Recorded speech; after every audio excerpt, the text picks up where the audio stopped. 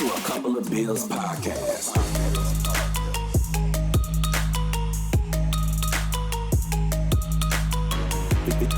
Featuring Matt and Kim Bills.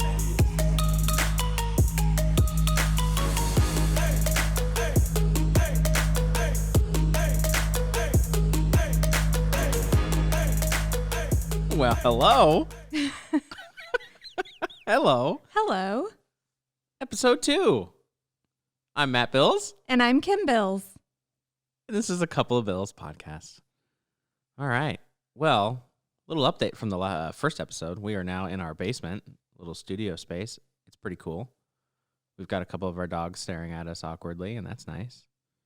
And, yeah, we're ready to get back into it. So we ended the last episode pretty much kind of at the point where our careers really started to take off. And when I say careers, I mean in a more corporate environment. And Kim, we can start with you. So you worked for, actually, let's talk about your time in the Department of Defense, because I think that's really interesting. Yeah. Well, I began my career with the Department of Defense in 2011. So at that point, I had my undergraduate degree completed in business. And I think just growing up in a military family, I kind of always had an interest in, the Department of Defense field, if you will. But with you and I both wanting to have careers, actually joining the military wasn't the route we wanted to go. So the Department of Defense was kind of a way to still be involved in that area without being an active duty service member. So I began in the Department of Defense as an intern at U.S. Strategic Command here at Offutt Air Force Base. And sorry to interrupt you, but if I recall, the application process, that took you applied and didn't even hear back for a year. Oh, yeah. Oh, for sure. And I had almost forgotten about it, assumed that, that was obviously not going to be the route I went down. So I was at one of the large employers here in Omaha, working in the financial services area. And it was a big surprise when we got that phone call from the recruiter for the DOD offering me that, at least an opportunity to interview for that type of position. So when I started with the Department of Defense, I was working in the nuclear requirements area. And the funny thing is, when they offered me that position, they couldn't tell me at all what I was going to be doing. At all. Nothing. Other than, you're going to work at U.S. Strategic Command. Okay, cool. Which is a huge headquarters. Many different, there are many different services. Yeah. Yeah, so it falls under, it's a joint command. Right. I don't want to say, different industries inside of there, but nuclear requirements, cybersecurity, a variety of different areas where I could have been placed. And I was placed. Aliens. Yeah, maybe. Yep. Can neither confirm nor deny. No, there were, God damn it, there were aliens there, and I don't care they were aliens. Okay, I'm sorry, continue. So moving on. So yeah, I was placed in the Nuclear Requirements Division, worked with a lot of active duty, Air Force, Navy, Army, Marines, a lot of people who had retired from the military and were now working as civilians in the area. And it was awesome. I learned so much. And after a couple years there, I realized that I had a bit more of an interest in the cybersecurity area. So I decided to see if I could transfer within StratCom into more of that type of a role, which I was able to do, and decided to pursue a master's degree in cybersecurity along with that. So, before you forget, because you're probably wondering what I'm going to say here. So there's this really funny story. It's funny and frustrating.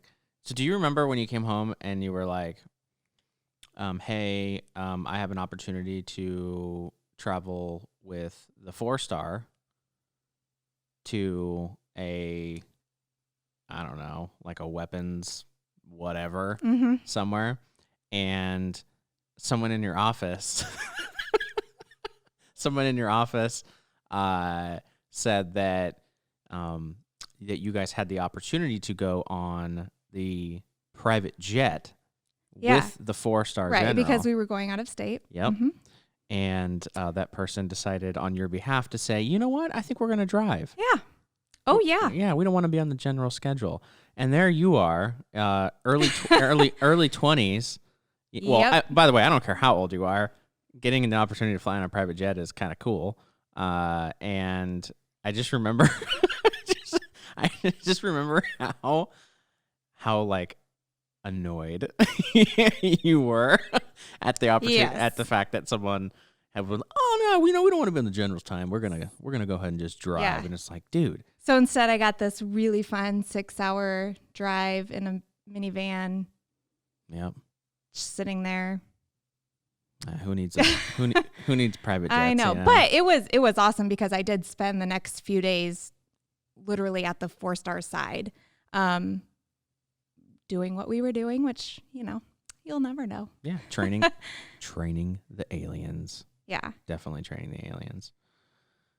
So yeah, you started your journey into cybersecurity, which Yep. included leaving home for 6 months. Do you want to talk Yep. about that? Yeah, I had the opportunity to go down to Biloxi, Mississippi to do what is, I believe, still called undergraduate cyber training, which the way it was for officers in the Air Force who are going into the cybersecurity career field, kind of as their initial training, I believe, before they would go to their first permanent duty station, I believe. Yeah. But what was cool about it is I was actually the only civilian, or at least one of the first 2 civilians to go to that course. It was not traditionally offered to civilians. So it was a very cool experience. Learned so much there, and stayed in the temporary housing on base for 6 months. And it was amazing. It was really fun. Yeah, that's awesome. So yeah, working for the Department of Defense at the time, I thought that was, you and I both thought that was the end goal. Yeah. I mean, I was going to do my entire career there.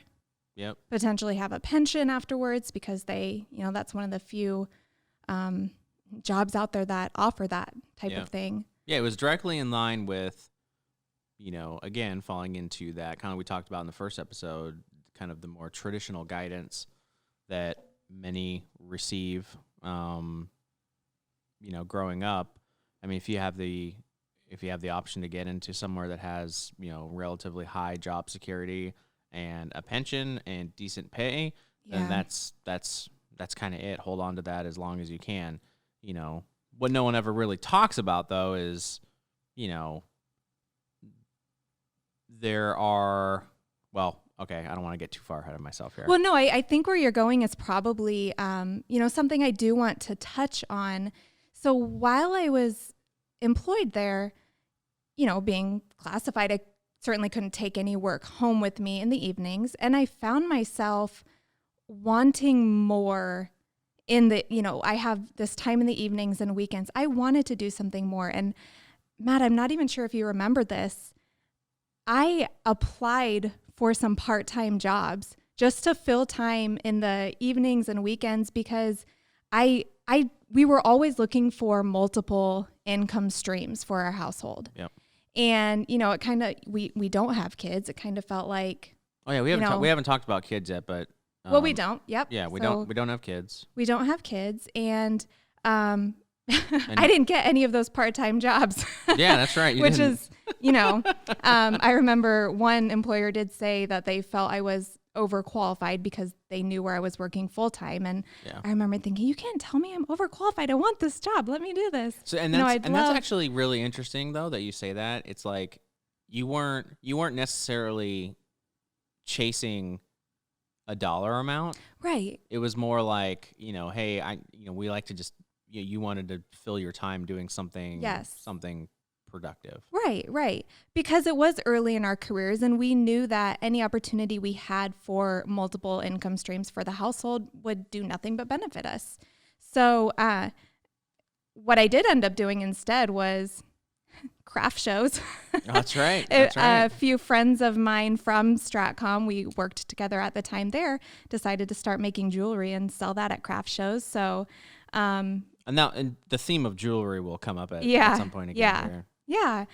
But eventually, and of course we won't get too far into that at the moment, but that is what eventually led me to decide to get my real estate license, which is what I do today.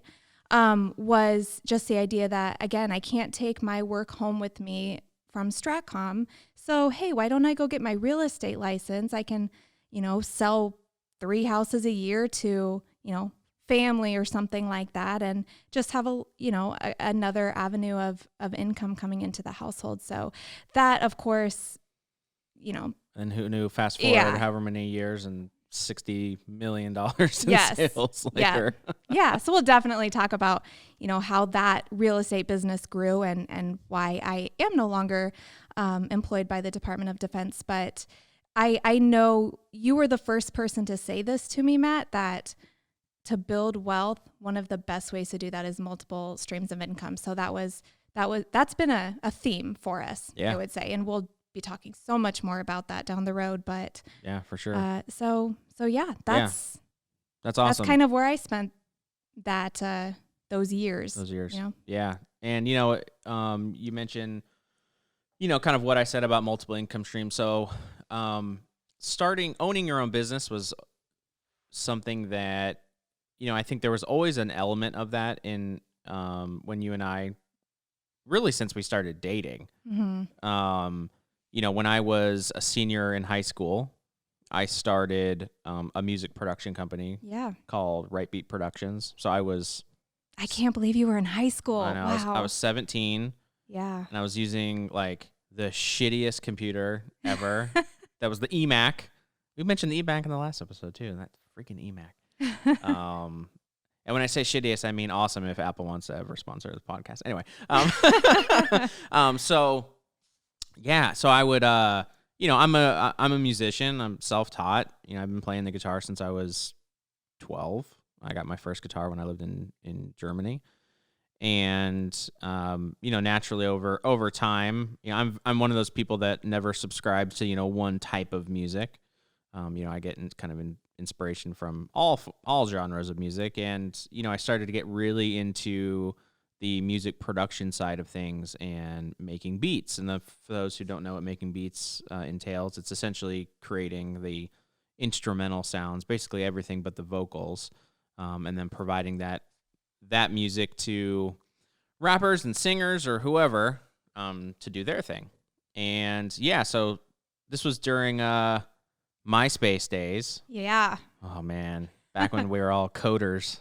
Oh my gosh. And we would, I started using GarageBand on my computer and just making beats and started posting them out on my MySpace page. And a lot of people said that they were really shitty and they didn't like them. And then a lot of people started reaching out and asking me, if I'd be interested in selling any of the music to them. And then, so that's when it was kind of like, oh, well, maybe I can make this into a business. And so that's when I started, Right Beat Productions. Had my older brother, Michael, who's an incredible artist, designed the logo. And again, I'm 17 years old. So this is 2005, 2006. Yes. So thinking back to episode 1, where we talked about those years where we were living in our first apartment together, working full time, working on our undergraduate degrees full time in the evening. You were also doing that. And any chance we had to turn a hobby into a business, we did. And that was probably the first and best example of that. Yeah. And, and as a side note, you hear a lot of people say, well, I don't want to turn this into a business because it's not going to be fun anymore. I've never really understood that. We'll the theme in this podcast will be, to each their own. And do perhaps what makes you happy. But there are so many talented people out there who I see doing something that I think could absolutely be monetized and just grown into something bigger than they could have ever imagined. But they don't want it they just want to keep it as a hobby. And I don't know. I personally don't understand. And maybe there it, are certain, well, of course, there are certain hobbies where perhaps that argument does make sense. Sure. But of course. yeah. But yeah, so anyway, I started making beats and selling them to people, and that was really crazy. That actually, I ended up selling music to artists all over the world. In our apartment, we did not have a dining room anymore. It was That's right. It was your music making space. Yep. It was that was a 600 square foot apartment. Yeah, it was, small apartment. Less? Yep. And I just had my computers and keyboards and all my stuff that I used to to make music, and that's what I did. Yeah, after work, I'd go to school. After school, I'd come home. It'd be like 10. Oh yeah, you would have headphones on because you'd be asleep. 10 o'clock at night, and I would just have my headphones on and just making beats and talking to people, leveraging the social media of the time. Which, think about what opportunities there are today. We just had MySpace. Yeah, MySpace was it. Facebook was still in its infancy. I think by that time it was still barely out of the time where you had to have a .edu email address in order to have Facebook. That's right. So yeah, and here's the thing, I didn't get rich off of it. I didn't make a tremendous amount of money doing it, but I made some money doing it. And the way we looked at it, I think at the time was, hey, put this aside and we can now take a vacation. We can now go visit your parents. I believe they were living in Virginia at one point in time, so we could fly there and see them. So it was certainly an impactful amount of money that you were able to bring in. Yeah. By doing what you enjoyed doing in your free time. And that has stayed a theme in our life where we try and find, we think about, like we have a lot of income streams. We have a lot. And, there's money that we view as our core money that, takes care of, well, like the necessities and just kind of the core things. And then there's other money that, we can use for other things, whether that be investing in new businesses or traveling and enjoying life, doing whatever. But I just remember, one thing before I forget, I remember going to Target and getting my first pair of like higher end headphones. Oh, wow. I don't remember that. And I used money that I made from selling beats. And I remember getting back to my car and sitting there and being like, I just used money that I made creating something that came from my brain, through my hands, into my keyboard, into my computer, that someone else was inspired by enough to pay me for it so that they could use it for their form of art. And I just used that to buy a pair of, I think it was like a pair of Bose headphones that were like a couple $100 or something. And I just remember like that right there was like, it just told me like, this is possible. Like, obviously that's on a small scale, but that was a moment that just totally triggered something where I was like, we can do anything we want and make money and use that money to do anything we want. And it was just, I don't know, it just showed me on a very small scale, it just showed me that it's possible. And you fast forward now to now, it's like we've, on a grander scale, have kind of followed that same level of inspiration that we had at that time, in the form of, buying more properties and doing those kind of things. But yeah, that's amazing. Yeah, it's pretty cool. It is. So at this point in our careers, so I was working in, a corporate gig. I've always, from early on, I wanted to be in, management type positions. The concept of leadership is something that I've always found to be very interesting. And so that's what I studied. My bachelor's degree is in leadership. And it comes naturally to you. Oh, well, It thanks. does. You know, I've had the great privilege of growing up around a lot of pretty incredible leaders and understanding, you know, how to lead people, and that, you know, your people are your most valuable asset. You know, everything else kind of comes after that. But so yeah, you know, I think one of the key decisions that we made early on, when it came to eventually making more money and being able to get us to the point we're at now, is, you know, in the corporate world, there's always the debate around, do you have to have a college degree? You know, is a college degree really necessary to be able to move up? And, you know, I mean, it's a kind of a never-ending debate, and everybody can make their own arguments for that. But the mindset that we had was, I'm going to establish myself as much as possible in the corporate world without having a degree while I'm working on my degree, so that when I get my degree, I already have a positive reputation. I already kind of know who the key players are. They know me. And of course, I at that point I would have learned the job, so then I can apply what I've been learning in school, and, you know, just kind of bring it all together. That ended up being I don't know, it just ended up being a really, really good decision for us. Absolutely, it did. You know, it was something to where I had already, you know, I went in, and I won't go into every company, but I mean, I started as you know, doing data entry, and then moved up to a team lead position, and then moved up to a supervisor position, and then a manager, and then moved to another company where I went in as a manager, because obviously I already had a few years of managerial experience under my belt. Did that again, still going to school at night. And, you know, with every single move, I was making more money and making more money. And then eventually I got into a company where I stayed, you know, I don't know, 7 years or so.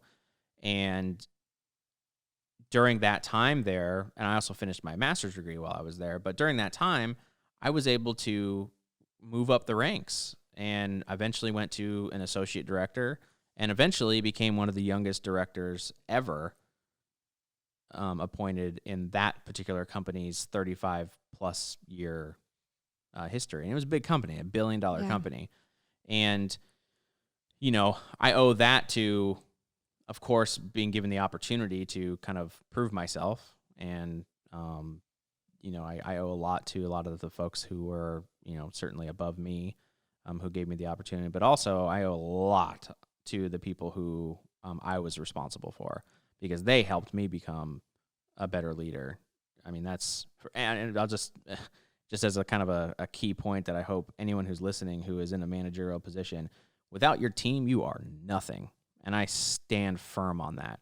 If your team fails, you fail. I don't care how great of a leader you think you are and how great you are at managing employees. If your team isn't succeeding, you are not succeeding. It is your entire responsibility to be there for your team, make sure they have what they need, and you know, kind of lead them through the good and the bad times. And that's something that I learned, you know, fairly quickly as a manager. And, you know, and I go off on a huge tangent about leadership stuff and my experiences in the corporate world, but anyway, my point being that it was really awesome once I got to the point where, you know, I was able to get promoted, making more money, finished my degree, then went on to grad school. That helped as well. And also, by the way, it made school a lot easier, because I was pretty much able to apply everything I was doing in the business world to my schoolwork. So I was never without any ideas for, you know, all those awesome papers that you have to write. But it was also kind of at this point where we kind of had more capital to play with. Right. We were making more money. You know, I was, you know, quickly approaching, you know, kind of the $100,000 a year mark, and eventually surpassed that. And I think it was 28, I don't know, 27, 28, 29, something like that. I don't know. Less than 30, which is great. So yeah, we got to the point where we had our first house, and we're going slightly out of order Yeah. here, but we bought our first house in 2009. 2009. That was the first home we bought together. So we weren't even married yet. We got married a couple years later. right, yep. We, did things kind of backwards. Yep. So we owned our first home. It was a condo here in Nebraska, little 2-bedroom place. And we do still own it today. We do. Because we'll talk about the fact that we decided we really liked the idea of having rental properties. The reason why we had that rental, a lot of people say they're accidental landlords. I wouldn't say we're accidental landlords, but the reason we first got our first rental property is because we eventually needed more space and purchased a new home for ourselves in 2013 and decided to just hold on to that. Yep. And this is another kind of moment where, because I know a lot of people out who are thinking about getting into investment properties probably hear from other people how risky it is and how, someone's going to destroy your house. Guess what? We heard that. We heard it every single day. We heard it every day from people saying that, owning investment properties, some as bluntly as that's a stupid idea, all the way to, well, aren't you worried that someone's going to destroy the house? And I'm just, as goes a theme in our life, I'm really glad that we just stuck to our guns and we did our research. We did our own risk analysis for what we were comfortable with, because of course there are risks associated. There are risks associated with anything. Correct. So we will be talking in probably many future episodes about rental properties. That's a huge part of our lives. It's our retirement plan. Yeah. So we'll definitely be digging into that. But we're going to get into how details, how we finance them, what it all costs, the amount of money that you can make. Kind of a little bit of everything. But since we're on the topic of how we did find ourselves with one rental property, one investment property in 2013, that played a little bit of a role in my decision to get my real estate license as well. We had hired a property manager to manage that rental property for us, because even though we were living in the exact same city, we, felt that we should hire somebody to manage that for us because they were more qualified to do that than us. And we just didn't have a great experience with it. So after a short while, Matt and I, you and I, we did take over the property management ourselves. And I really enjoyed doing that, even though it was once a year that I'm showing the condo to potential renters. I just felt like I really enjoyed doing that. I really enjoyed helping people find a home that they can move into. And we had also discussed potentially getting more rental properties. So at the time, I was under the impression that if I got my real estate license, it would make it easier for us to acquire more rental properties. And I'll just say right here, that is not accurate. It truly is not necessary to have a real estate license to become a real estate investor. What you need is a qualified and experienced real estate agent on your side who is familiar with investing. So if you're in Nebraska, I know of one, by the way, just saying. But that is something that led us to get my real estate license, and eventually things just, grew from there. Yep. But that was something that we had discussed. Yep. And, so at that point we had built a house, which is the house we still live in today. Yep. So we'll be staying here. Yeah. So so a side note, we mentioned the whole millionaire thing the first episode, and, kind of some of the resources we have at our disposal. One of the key things that we have really stuck to that helped us get to this point is not living beyond our means. We could go right now and the house, what did we pay for this house? We paid $265,000. Right. Brand new. Finished basement, 4-bedroom. Yep. It's amazing. Yeah. And we've done some updates to it over the years, as we've been able to, but my point of saying that is one of the recurring themes in this podcast is going to be living within your means and making good financial decisions. Yes. Just because we can doesn't mean we should. Right. And just because we can go in right now, if you wanted to go buy a $900,000 house, we could. Are we going to? No. and we had that same mindset when we built this house 7 years ago. we went through the mortgage pre-approval process, which is one of the first steps to purchasing a new home. And that lender gave us a number, and you and I looked at each other and said, why would we why would we spend that? So we had the ability to potentially spend more at that point in time, but you and I looked, we looked at our finances and, decided what would be more in line with our long-term goals. Yep, exactly. And so for any of the, investors out there, or maybe people who are probably more accurately people who are thinking about becoming investors, one of the questions that they might be thinking about is, okay, hold on. So you owned a home that had a mortgage, and then you built a home that had a mortgage. How did, a lot of people there's a lot of people who can't even get approved for one primary mortgage. So one of the questions might be, how did you get approved to carry two mortgages? And so I think this is kind of an important part to talk about the importance of your overall financial health, because now granted, neither one of us are lenders, so we can't speak into great detail about every legality that comes into or every tiny. Because there are federal guidelines that lenders have to follow, Correct. and ratios that certainly we're not even privy to. But I think as kind of our starting line for getting into investing, it was the fact that we were financially healthy at such a young age helped tremendously, because we know lenders are going to look at how much money do you have, how much money do you make, what's your debt to income ratio, Credit card debt. By the way, just to put this out there, we have never owed a penny on credit cards. Credit cards they're paid off at the end of They are every paid month. off every month, in full. And when we lived, in our apartment, and when we had less than $60,000 a year income, we still had credit. We got credit cards because we wanted to start, in addition to us paying rent, we wanted to establish, credit. So I believe our credit limit was $2,000. Correct. Yes.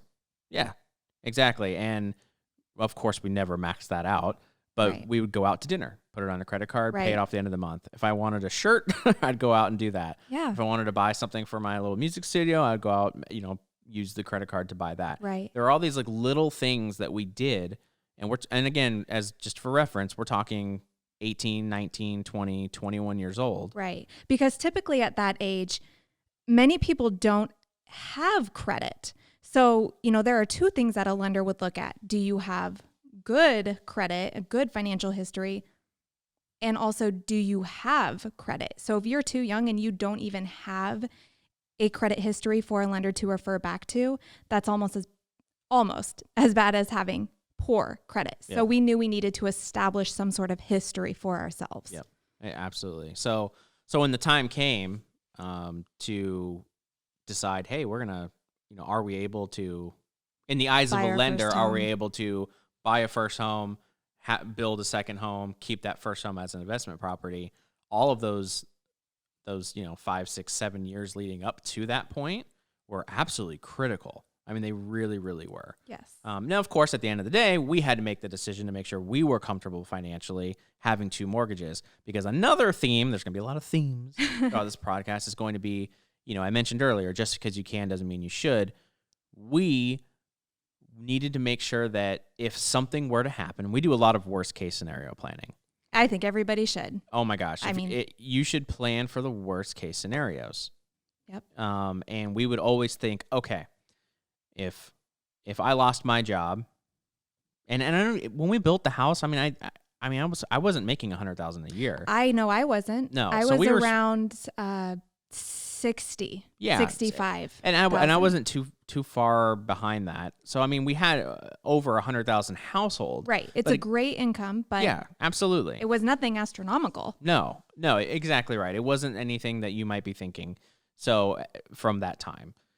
And so we would think, okay, if you lost your income, if I lost mine, or if we both lost ours, how would we handle this? Yes. How would we figure this out? Do we have enough money in savings to be able to, live for X amount of time? If it was just my income that got lost, could we still live on yours? It's gonna, or vice versa. Yeah. It may be painful, but can we do it? But can we do it? And that's that came down. It came down to trusting our numbers, doing the math, Yes. sitting down and doing the math.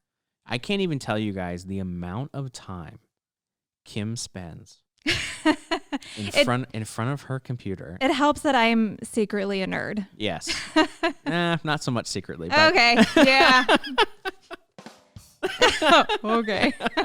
I've been waiting. I'll wear it proud. That's fine. I've been waiting to use this button. Okay. Oh, gosh. So, I mean, the amount of time that she spent, and I'm so incredibly thankful for it, for her and the way that she looks at this stuff is, she would spend so much time with Excel open and just running different models and It's so fun. oh my God, and just figuring out. And by the way, sometimes, and she's been doing this since early on, since we didn't really have a lot of money. So there wasn't like a tremendous amount of numbers to look at, but it was, Not at again, all. figuring out how we can maximize what we had to do what we want. Right. And that was just, I don't know. It's something that she does to this day. I mean, And side note, I am not an Excel expert at all. I just Google everything. How do I get a formula to do this? So yeah, I but mean, I think it's an important lesson though, that those same disciplines and Yes. that same belief that you've had since you were really a teenager, whether we were making $60,000 household or over $500,000 at some point, mhm. it's the same. It's that those same practices are in place. That same level of Yes. discipline. It terrifies me to think that I may, if I didn't do that, lose sight and not know where my money is. Am I missing something? Am I allowing something to fall through the cracks? That terrifies me. That is why I feel like I need to and want to stay so on top of that so that we never find ourselves in that type of position. Yeah, absolutely. And before we get further down the road here, I do want to, because eventually we won't be talking a whole lot about some of the stuff from the apartment days. Yeah, we will move on from that. We will move on from this, I promise. But one thing I do want to share, that was a pretty funny story, is so 2008-ish, Is this when the market crashed. our favorite 4-letter word, city? I don't know. That was a fun story. I don't know what you're talking about. All right, well, what's your story here? Oh, the stock? City stock. Oh, yeah. Was it City? Yeah. Okay. So anyway. Is that the story? I think so. So when the market crashed, we were in our early 20s, and Yeah, we 21. we were in the apartment. Ish. Yeah, I think, 21 was yeah, 2008. I think maybe we had allowed 24, I can't do math. Sorry. you can't do math yet. We just talked about how great you are. Hey, I said I Google formulas. That's true. Okay, so the market crashed, and as we all know, stocks that were normally really, really high, just bottomed out. Yep. There were some that were, $50, $60, $70, $80 a share that got down to like single digit, prices. And you and I were sitting there, as we've always tried to do, is not that we were happy at the misfortune that was happening across, everywhere, but we started thinking about, okay, well, we've got an opportunity here. We've got maybe a couple dollars we can play with. These are some big company names that it's hard to believe that they're just going to disappear. At some point, things will rebound. Right. We had time on our side. We were so young. Yes. Even if it took 10, 20 years for whatever this was to rebound, we felt, you know what? We have that time. Right. We have the time and we have the discipline. Yes. We have the time and the discipline to just, sort of. We're about to tell you how Yeah. we missed.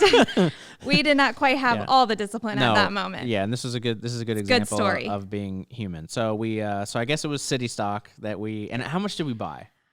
Okay, so we bought, like 200 in Ford, 200 in GM. Then there was City.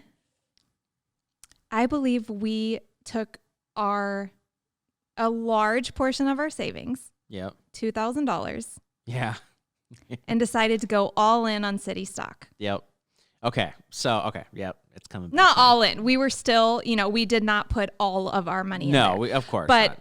$2,000. $2,000, which sitting here today, $2,000 to me is still a lot of money. Yes. And anyway, yeah, so we bought the stock. Bought it very, very low. Very low. And as things happened, All of this it is went in the lower. span of 3 days. 3 days, it kept going lower. Kept going lower. It kept going. It kept going. And I don't remember the specifics, but something like it was at $3 and eventually went down to, during those few days, It like got- $2.20, yes, it something like that. I don't quite remember. Yeah, so we just sat there in a panic, staring at our computers, like, oh my god, like it keeps going down.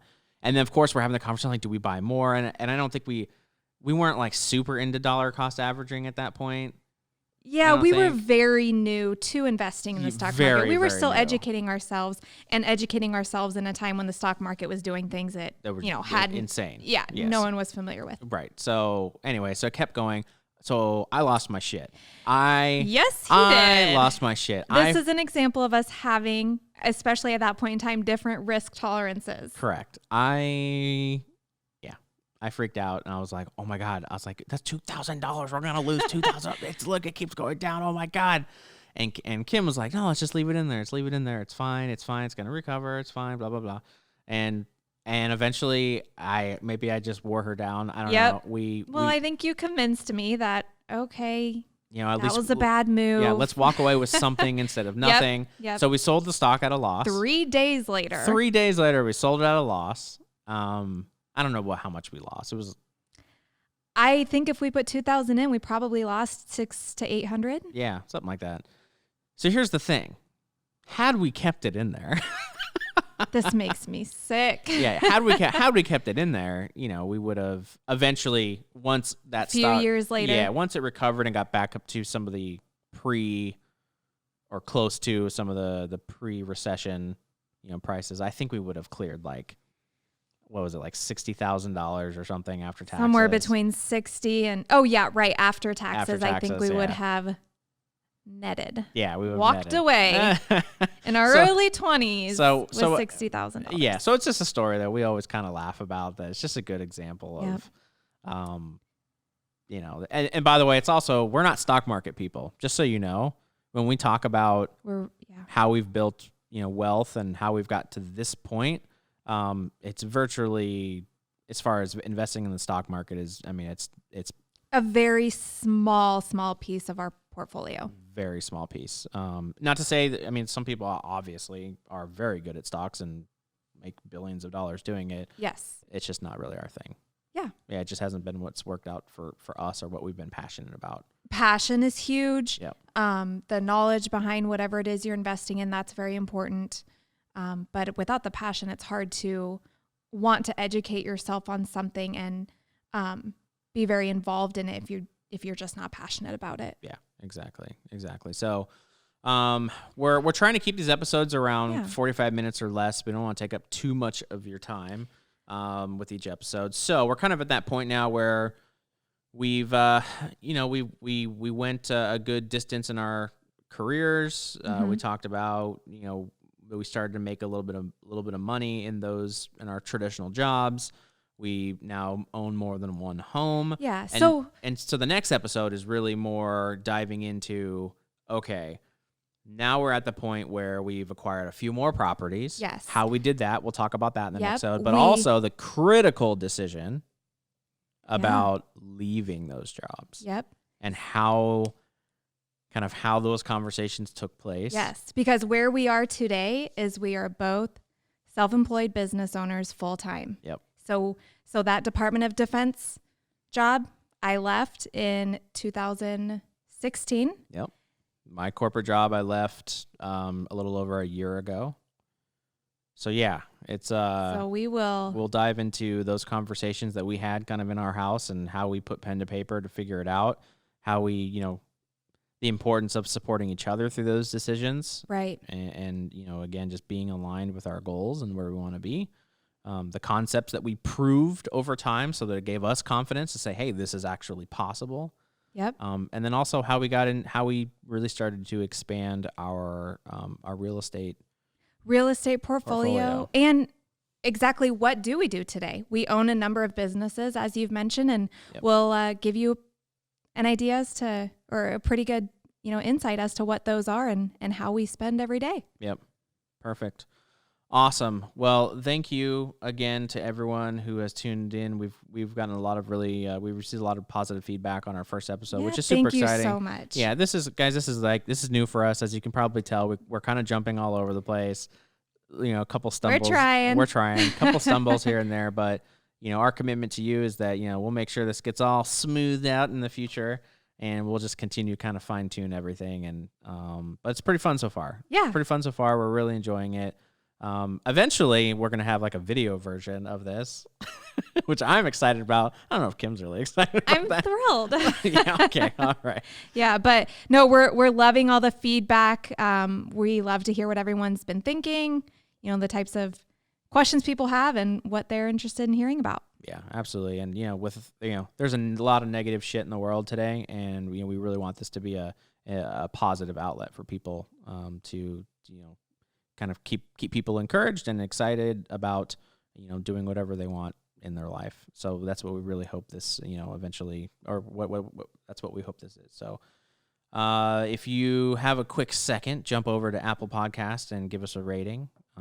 Definitely subscribe across all platforms. Leave your comments. It really helps raise the visibility of the podcast to other people. So it's super, super important.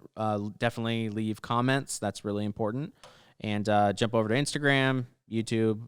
You can. It's A Couple of Bills podcast across all platforms. And thank you so much for your time. Thanks for tuning in, and we will chat with you on the next episode. Thank you.